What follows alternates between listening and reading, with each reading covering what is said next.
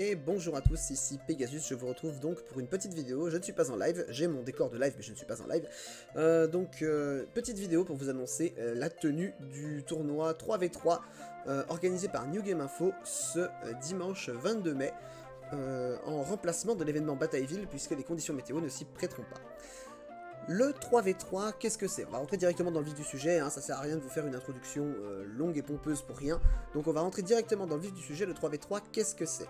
Le 3v3, c'est un format de type combat au finish. Si vous avez vu Yu-Gi-Oh 5D, au moins jusqu'à l'arc du World Riding Duel Grand Prix, qui est probablement l'un des meilleurs arcs d'une des meilleures séries Yu-Gi-Oh, si ce n'est la meilleure, mais ça n'engage que moi, vous serez grandement aidé, puisque c'est grosso modo les mêmes règles. Donc ce qui va se passer, c'est que deux équipes de 3 joueurs vont s'affronter. Le premier joueur de chaque équipe vont, enfin les premiers joueurs de chaque équipe vont jouer l'un contre l'autre. Et à l'issue du duel, enfin à l'issue de la confrontation entre les deux joueurs, il va y avoir un perdant. Le perdant sort du jeu. Et son coéquipier qui joue second le remplace. Et ça sera de même, jusqu'à temps qu'une des deux équipes n'ait plus de joueurs en lice. On va commencer le duel à 8000 points de vie, bien sûr, comme un match classique, hein, puisque de toute façon c'est finalement rien, ni plus ni moins qu'un 1v1 qui va traîner un peu en longueur, et chaque participant va rentrer dans le duel avec des points de vie remis à 8000. Pour ce qui est du terrain, eh ben, c'est là qu'est tout le sel du 3v3, puisque vous allez tout simplement garder le terrain de votre coéquipier. Je m'explique, ne vous inquiétez pas. En gros, votre coéquipier va établir son terrain, il va jouer son jeu tout simplement, et au bout d'un duel que j'espère long et acharné, va probablement peut-être pas, mais enfin il va peut-être perdre le duel. Rassurez-vous, le duel n'est pas fini pour autant, puisque le duel ne sera fini que lorsqu'une des deux équipes n'aura plus de joueurs en lice.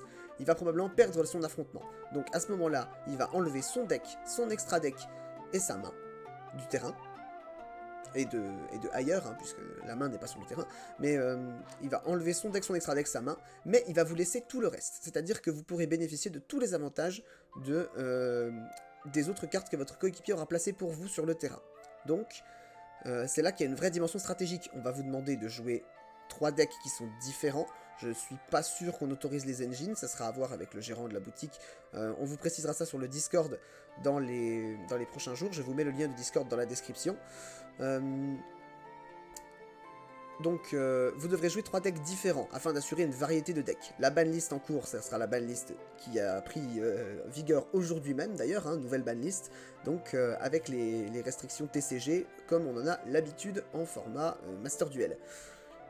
Pour ce qui est des abandons, parce qu'on a soulevé une objection intéressante qui est « Oui, mais si je fais mon terrain, si je fais un gros terrain, qu'après je pose mes pièges, enfin voilà, tout simplement, je mets en place mon terrain et après j'abandonne. C'est trop facile. » Et je suis entièrement d'accord avec cette objection. C'est quelque chose auquel je n'avais pas pensé et qui donc va faire l'objet d'une règle un peu spéciale.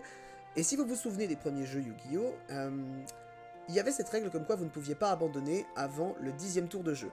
Et bien là, on va remettre cette règle d'aplomb. Donc vous ne pourrez pas abandonner avant le 10e tour de jeu.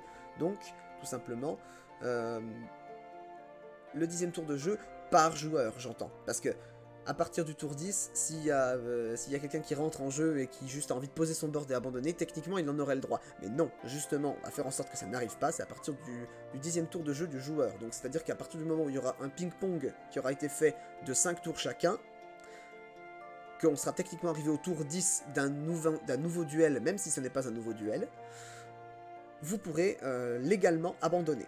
Voilà, tout simplement. Excusez-moi pour le début de paillasson. Enfin, vous en avez l'habitude si vous me connaissez et que vous venez me voir en live sur Twitch. D'ailleurs, venez me voir en live sur Twitch, je suis en live tout à l'heure, ce soir. Alors, on a parlé des decks, on a parlé des contraintes de construction. Alors, bien sûr, il n'y a pas d'autres contraintes de construction que jouer 3 decks différents. Hein. Vous jouez des decks à 40 cartes, ou entre 40 et 60 cartes, comme vous voulez, avec la limitation de 3 exemplaires maximum d'une même copie, hors banlist, j'entends. Enfin, voilà, de ce point de vue-là, il n'y a strictement rien qui change. Ce sera du BO1 au niveau du format, ça sera du BO1 non chronométré. Parce que effectivement, il faut bien que ça aille, il faut bien qu'on ait le temps de jouer quand même, parce que c'est vrai que c'est assez compliqué à mettre en place. Et puis, ça risque d'être un peu long.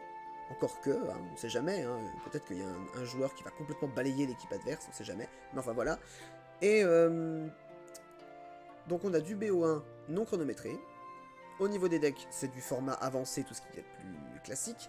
Et au niveau des règles un peu spéciales, je pense qu'on a fait le tour. Voilà. Si vous avez des questions, je vous invite à me les poser en commentaire ou sur le Discord de Verdun en utilisant mon arrobase. Bien sûr, je répondrai aux questions, il n'y a absolument aucun souci là-dessus. Si vous avez des questions d'ordre d'un peu plus de l'organisation, vous pourrez les poser au gérant de la boutique. Pareil, avec un arrobase, hein, il n'y aura pas de problème non plus. Et donc, pour toute information complémentaire, je vous renvoie sur ce fameux Discord, dont je vous mets le lien, encore une fois, dans la description. Je pense qu'on a tout dit, je pense que finalement, il n'y a pas tant de règles que ça qui changent. Maintenant, je compte sur votre créativité, je compte sur votre esprit d'équipe, votre alchimie. Il vous reste assez peu de temps, je l'admets, pour faire votre équipe, mais choisissez bien vos partenaires, étudiez bien les decks que vous allez jouer. Faites quelque chose de synergique, faites quelque chose qui peut tourner, ça peut donner des duels qui sont passionnants, et j'aurai grand plaisir à vous retrouver sur cet événement, je serai le plus heureux des hommes, donc venez nombreux, vous allez voir, c'est quelque chose de magique, à mon avis ça va être quelque chose de magique. Au niveau des lots, je pense que ce sera la dernière info de cette vidéo. Au niveau des lots, on ne s'est pas encore mis d'accord avec le gérant de la boutique de savoir si... Enfin, je pense qu'on va récompenser l'équipe entière, il va falloir diviser les lots. Je pense que ça sera à la libre appréciation de l'équipe, de savoir quel lot elle voudra de ce qui lui aura été attribué, mais on va récompenser comme ça, je pense. Donc... de toute façon, s'il y a changement, soit je ferai un commentaire épinglé, soit il y aura une annonce globale sur le Discord de Verdun. Je vous invite à le rejoindre si ce n'est pas encore fait, en cliquant sur le lien dans la description, pour la 3e fois, je vous le dis, ça sera la dernière, promis. Et en attendant, moi je pense que je vais vous laisser là, je vous dis à la prochaine, peut-être à tout à l'heure en live, et si c'est pas le cas, écoutez, prenez soin de vous, finissez bien, la bonne soirée, la bonne nuit, et buvez de l'eau, c'est important. Tchuss!